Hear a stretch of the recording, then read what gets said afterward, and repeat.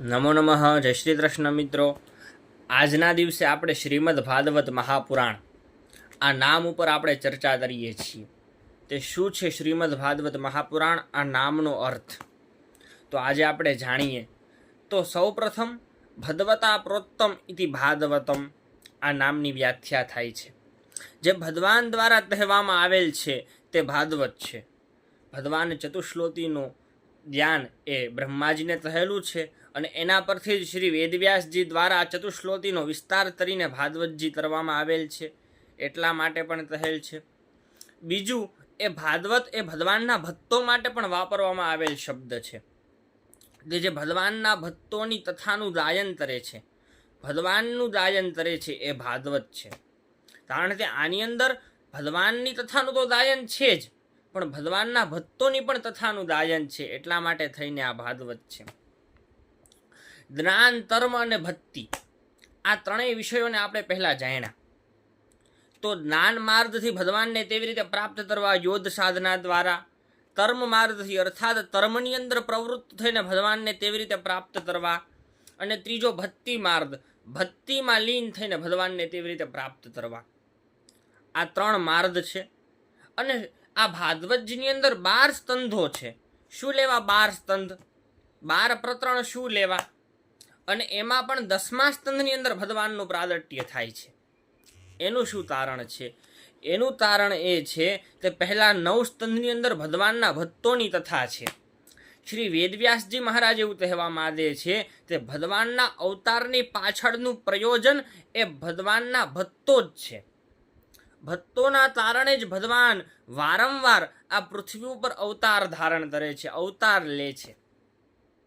ભક્તોના દુઃખને મટાડવા માટે થઈને જ, અને ભક્તો એ લીલાઓનું સ્મરણ કરીને, ચિંતન કરીને આનંદમાં મગ્ન રહી શકે એટલા માટે થઈને જ ભગવાન એ અવતાર ધારણ કરે છે.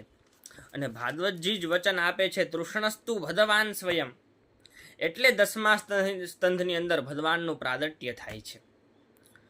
તો સૌ પ્રથમ ત્યાં શ્રીમદ એવો શબ્દ વાપરવામાં આવેલ છે. શ્રી શબ્દમાં શ્રી શ્રેય, શ્રી હિંસાયામ, શ્રી લજ્જાયામ, શ્રી સેવાયામ આવા ધાતુઓની અંદરથી આ શ્રી શબ્દ બનેલ છે. અને મદ અર્થાત શ્રી સાથે આપણે ભક્તોની આ કથાને આપણે કહેશું. અર્થાત જે શ્રીપતિ છે વિષ્ણુ ભગવાન, કૃષ્ણ ભગવાનની સાથે ભક્તોની કથાને, આ બંનેની કથાને આપણે આજે વિવરણથી સાંભળીશું.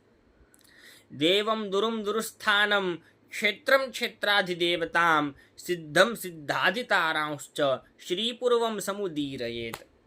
આ જગ્યાઓએ સૌપ્રથમ શ્રી લાદે છે. જ્યાં દેવતા હોય, દેવતાવાચક શબ્દ હોય, ગુરુવાચક હોય, આપણા ગુરુજનોનું સ્થાન હોય, તો એવું ક્ષેત્ર હોય, એ ક્ષેત્રના અધિદેવતાઓ હોય, સિદ્ધ હોય. આ સ્થાનો પર સૌથી પહેલા શ્રી શબ્દ લાદે છે. શ્રી સાથે, શ્રીપતિની સાથે એમના ભક્તોની કથાનું પણ અમે ગાયન કરવાના છીએ. શ્રી વેદવ્યાસ જેવો આપણને સૂચવે છે. અહીંયા મહાપુરાણ એવો શબ્દ છે. તો પુરાણના 5 લક્ષણ હોય છે અને મહાપુરાણના એ 10 લક્ષણ હોય છે. સૌ પ્રથમ આપણે પુરાણના 5 લક્ષણોને જાણીએ, પછી મહાપુરાણના 10 લક્ષણોમાં જાશું. સર્દશ્ચ પ્રતિસર્દશ્ચ વંશો મન્વંતરાણી ચ વંશાનું ચરિતમ ચૈવ પુરાણમ પંચલક્ષણમ. આ પુરાણના 5 લક્ષણ છે. સર્દ, વિસર્દ, વંશ, મન્વંતર અને વંશોની અંદર ભગવાનના થયેલા ચરિત્રોની કથા. આ પુરાણમાં લક્ષણ, આ પુરાણનું લક્ષણ. પુરાણની અંદર આટલી કથાઓ આવે છે. હવે મહાપુરાણના 10 લક્ષણોને જાણીએ. અત્ર સર્દો વિસર્દશ્ચ સ્થાનમ પોષણમૂતય મન્વંતરેશાનુ તથા નિરોધો મુક્તિરાશ્રય.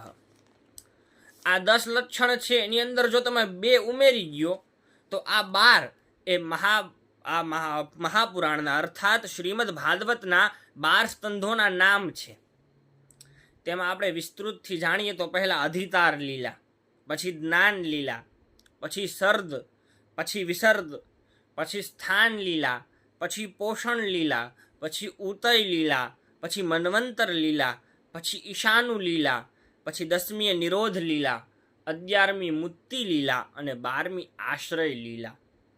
આ 12 એ ભાગવતજીના 12 સ્કંધોના નામ છે. 12 સ્કંધોના નામથી આ ઓળખવામાં આવેલ છે. આવી રીતે પુરાણ શબ્દની વ્યુત્પત્તિ જેવી થાય છે તે પુરાણવમ ભવતી ઇતિ પુરાણમ.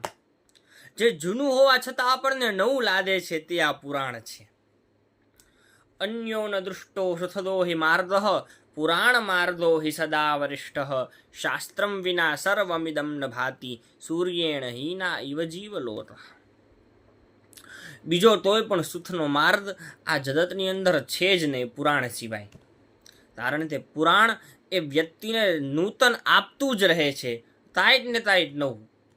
આપણે એકવાર સાંભળીએ ભાગવતજીની કથા અથવા તો દરરોજ સાંભળીએ, એની અંદર તાઈત નવું નવું આપણને મળતું રહે છે. ભગવાનની કથાનું ચિંતન, એમની લીલાઓની કથા આપણને તાઈત નવું નવું પીરસે છે. એટલા માટે જ થઈને પુરાણવમ ભવતી, જે જૂનું હોવા છતાં નવું લાદે છે તે પુરાણ છે. હવે ભાગવત શબ્દને જાણીએ. ભાગવત શબ્દ શું છે? તો ભાતિદમ સર્વલોકેષુ દીયતે નારદાદિભિઃ વરિષ્ઠમ સર્વશાસ્ત્રાણામ તત્વમ પરમદોપિતમ.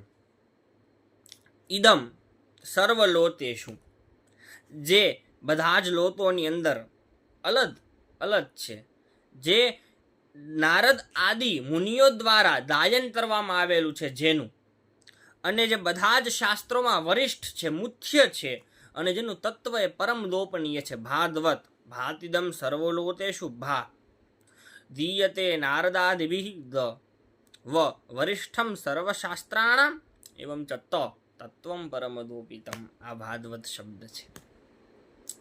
ભગવાનના આ ગુણોને, ભગવાનના ભક્તોના આ ગુણોને આપણે એમની કૃપા વગર ન જાણી શકીએ. યમે વૈશ વૃણુતે તેન લભ્ય, એની ઈચ્છા વગર આપણે ન જાણી શકીએ. સોઈ જા નહીં જેહી દેહુ જહાઈ.